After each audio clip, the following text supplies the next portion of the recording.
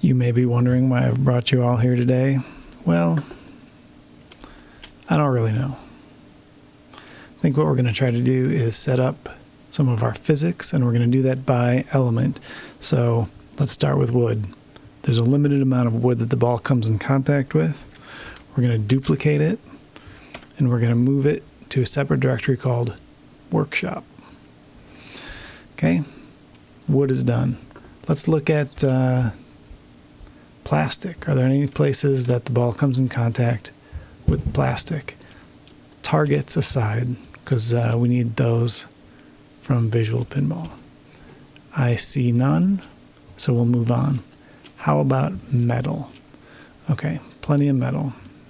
We have this, although this is a special case because of what it is. It's actually pretty rare among pinball in general, so not exactly sure how we're going to handle that yet. But that's all metal. And what else is metal? Specifically metal that the ball is going to come in contact with. This is metal. This is metal. This is metal. And then there's a whole bunch of stuff the ball's not actually going to touch. And we will do away with that shortly. Okay, so all those things we just highlighted, make sure we didn't forget anything. We're going to duplicate it, and we're going to move it to the old workshop. Next, let's take a look at everything that's made out of rubber. This is no joke. This is how I get my kids to clean, when they get overwhelmed with things. Dad, I can't clean all of this. There's just too much. You sweep everything into a giant pile in the middle of the floor. And you take things out by category. So, take everything out that's paper and just take care of all the paper. And they do. And find out it's not so painful. Okay, so there's all the rubber. Not quite.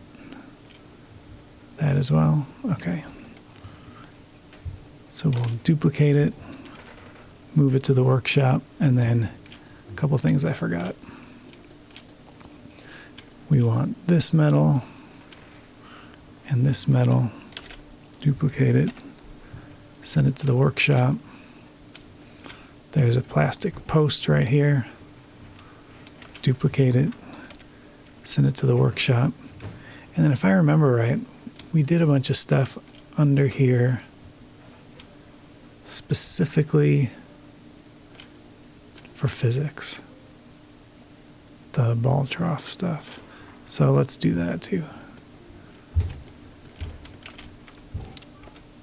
Off to the workshop. It's like Christmas time.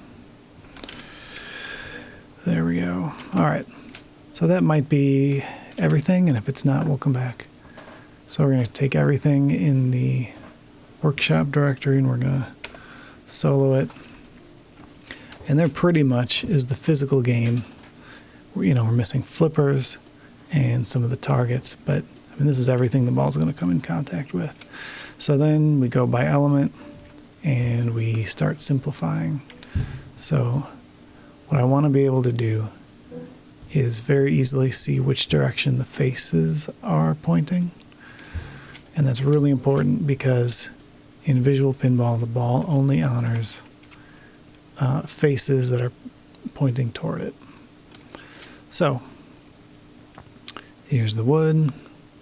And so we can just start grabbing the faces that we need for physics. We would need the ball to touch those.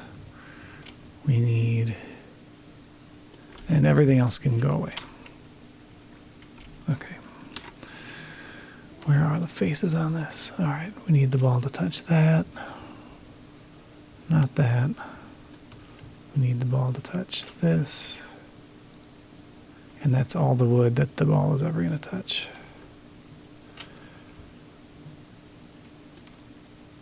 Just in case. Okay. So everything else can go. And this is why we, have this turned on so we can see which direction the faces are pointing. If they're in the wrong direction, they're going to be red. But this is correct. All right, and so then to make sure that the ball stays in the game, we're going to just exaggerate everything. Don't need the ball flying out of place. You're never going to see these, so no problem with ball behavior. And then I think just to be on the safe side, I'm going to add a few loop cuts. Okay, so there's all of our wood. We just want to check for any duplicates. We don't have any. So then we can export this to a directory called physics. Selection only, scale 10, Y forward, negative Z up. And we're just going to call this Fizzwood. Feels so good. All right, and then we're going to come in and we're going to create a new mesh, or in this case, I already have a mesh for wood that has its physics assigned to wood. So this is just a my centigrade 37 table. Had everything, kind of sized already where I wanted it. It already had my physics materials all set up. So I can just grab that mesh and then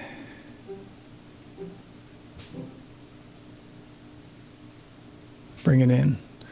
Position is absolute, so we don't have to mess around with moving it around. It's locked in. Okay, so now the ball is going to bounce off of those. Easy as can be. So once that's done, I'm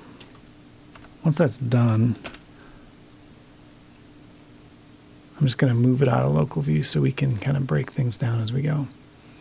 All right. Next up, let's do metal. And I don't know. So,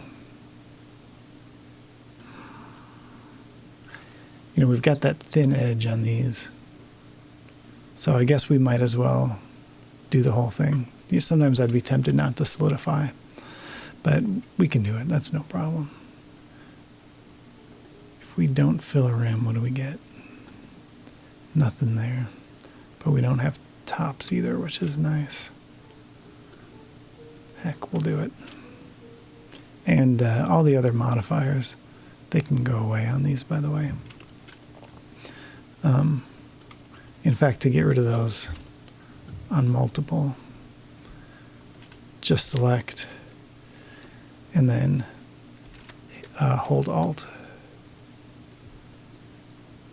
Oh, that didn't work. So you can just hit Control L and then share your modifiers across all of those and they'll go away. So now we just have solidify. So we're going to say, yep, solidify it. Here as well, solidify it. Where else? There, guess we forgot to do these. Here, nah, don't bother. What about here? Don't bother. Here, sure. Okay, so when we start breaking these down into simpler pieces, we're just going to grab faces. That's all the apron that the ball's going to come in contact with. So the rest of this can go. Same with here. I mean, look, this is all we need. The ball's not going to touch the rest of it.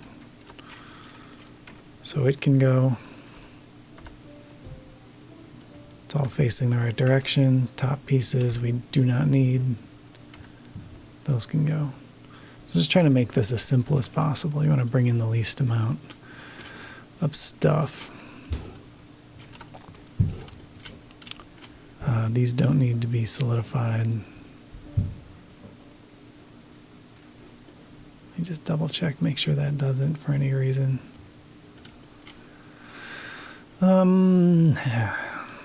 Aha, so good.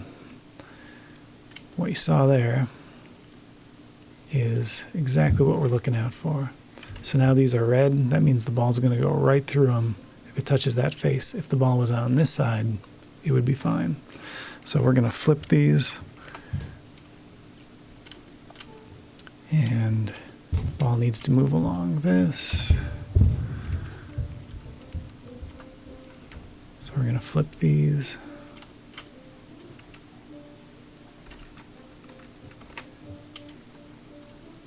Okay. So pretty good on all the metal already. So this and this and this and this and this and this. Those are all ready, so I'm going to join them. They're all one solid piece now. Let's get some more of these. Top arch, we're going to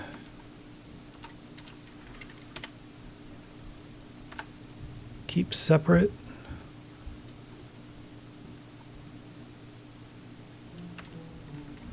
Scoticus and Whirlwind have this really great bit of scripting that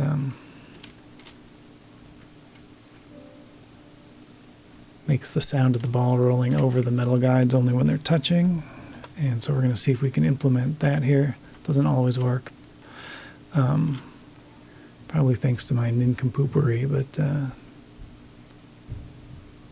it's a really cool thing. I'm just going to smooth that a little bit on the top and the bottom.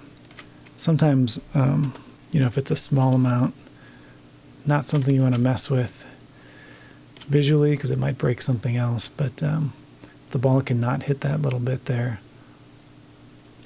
might be good. Yep, something broke.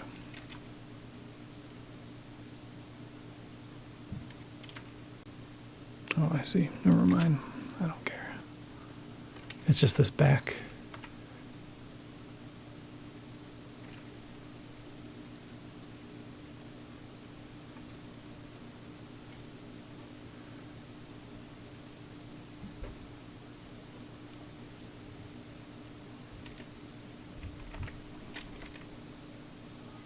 Just this back piece here. There. Okay. So there's our top arch, and we can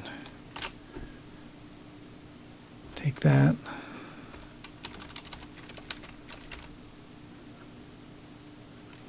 export that and get rid of it. And we can take this, and that looks to be fine. We'll scale it up so nothing escapes. That looks fine. We'll scale it up. And then these can join these.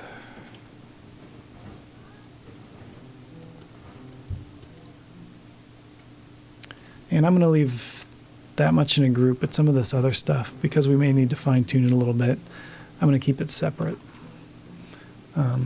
You know, a little bit of this can just be done with walls and visual pinball too. No shame in doing it the way it's been done forever. Okay.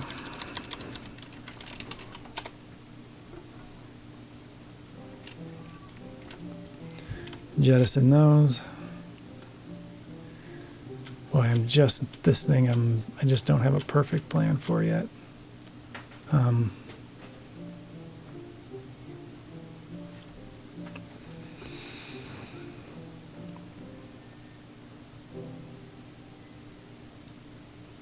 All right, I'm just going to table it for now. Come back to that later. So stuff like this is a curve. Get rid of this.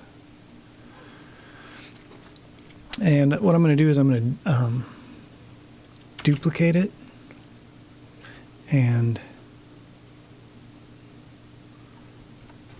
what am I going to do? I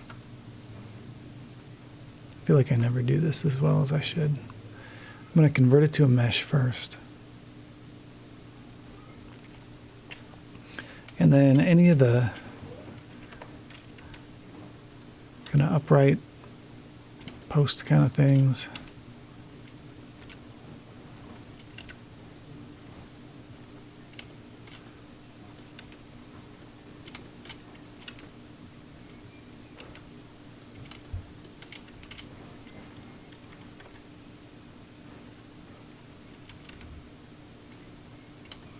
I'm going to grab those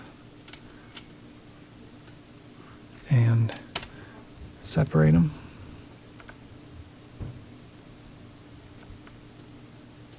Looks like I missed a few, huh?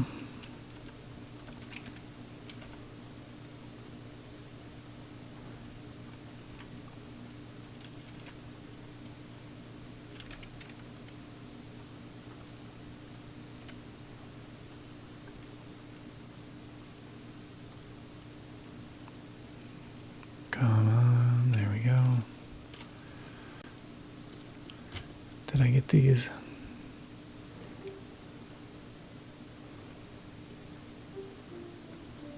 Yeah, those I got. Okay. So then these, I think I just want to grab, there's like a center loop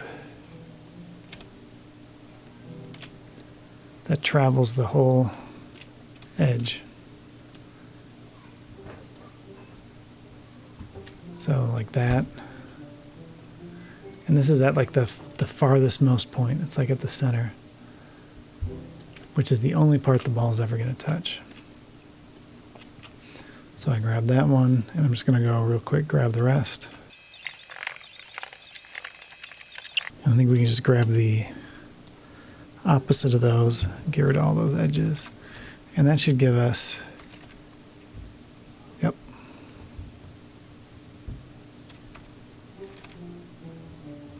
Some big straight walls right where we need them. So we want to just start looking at these faces and make sure that they're turned the way we want them.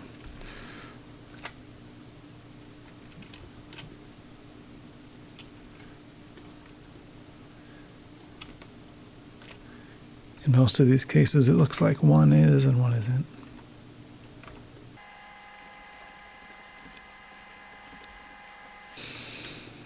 All right, so that's that, and we just have a few more things to go, kind of these little pins and stuff, but we're gonna treat those separately too, just because of how they might behave physically different than some other pieces. So we'll talk about that in a minute. But those are good. So we're going to make sure some of these elements that were curves probably don't have UV maps yet. So we're just going to do a quick unwrap on those. Otherwise, Visual Pinball doesn't know what to do with them. Of course, we have all of these as well.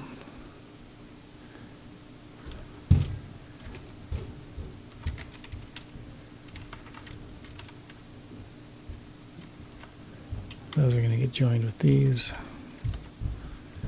And then these will end up coming in with all the pins.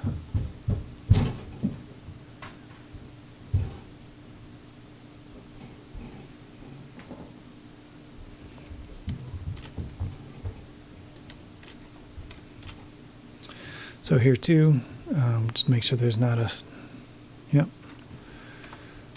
subdivision on there, and then we'll convert those to a mesh. Scale them up. The ones that never come in contact with the ball, those can go.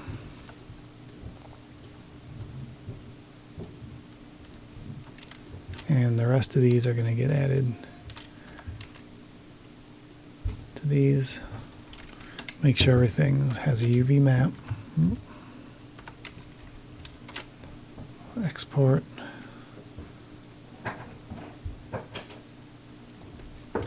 Call this physics metals 2.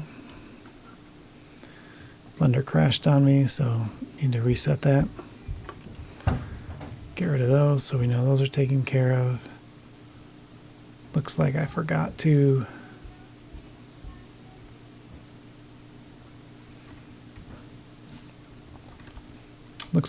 add these. So let's join these. Make sure they're mapped.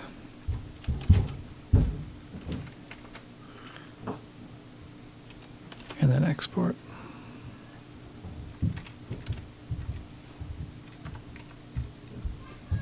Okay. All of these then.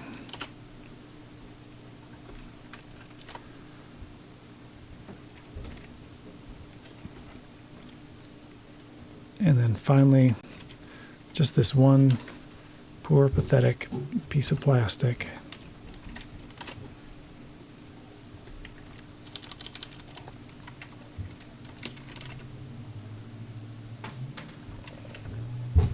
Which I don't know if I really have a sound for that anyway. So, all right, let's go bring all of those in and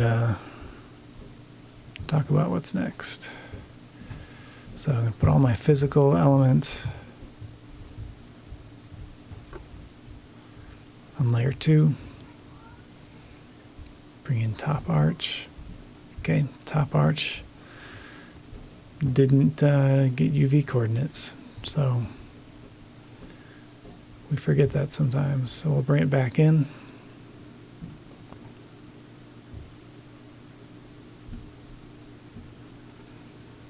And what if I bring it in correctly?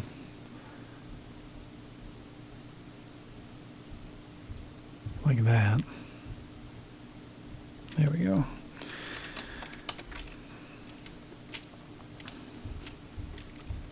Okay, so this time, UV unwrap.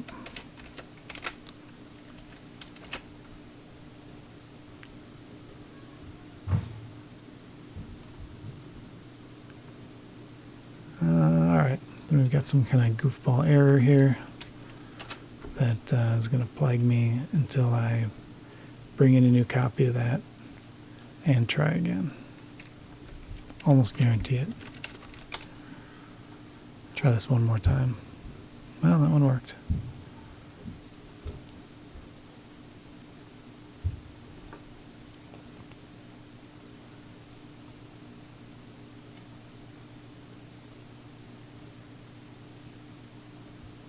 Okay, there it is.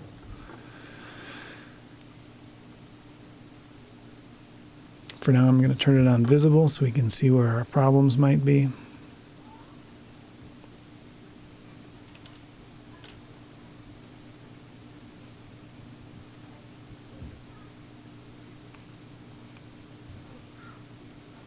Plastic.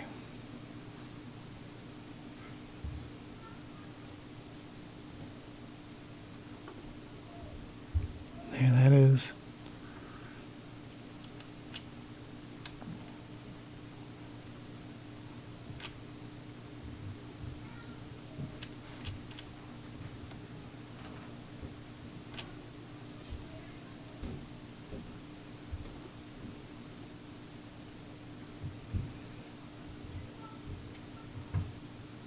And if we need to see in more detail what's going on, we can change the editor to 1. That'll give us all the detail that we want to see. But that can kind of make our editing get sluggish. Doesn't affect gameplay at all. So keeping that at a fraction if you can is helpful. Okay, that's our first round of metal.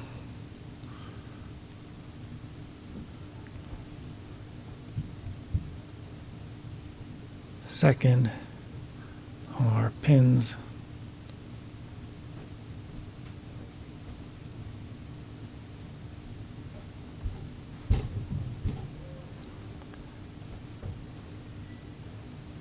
And third.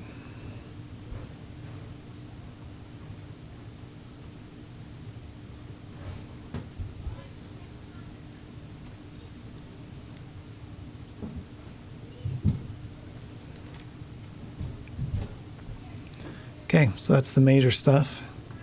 And then we'll do rubbers next time and test this out.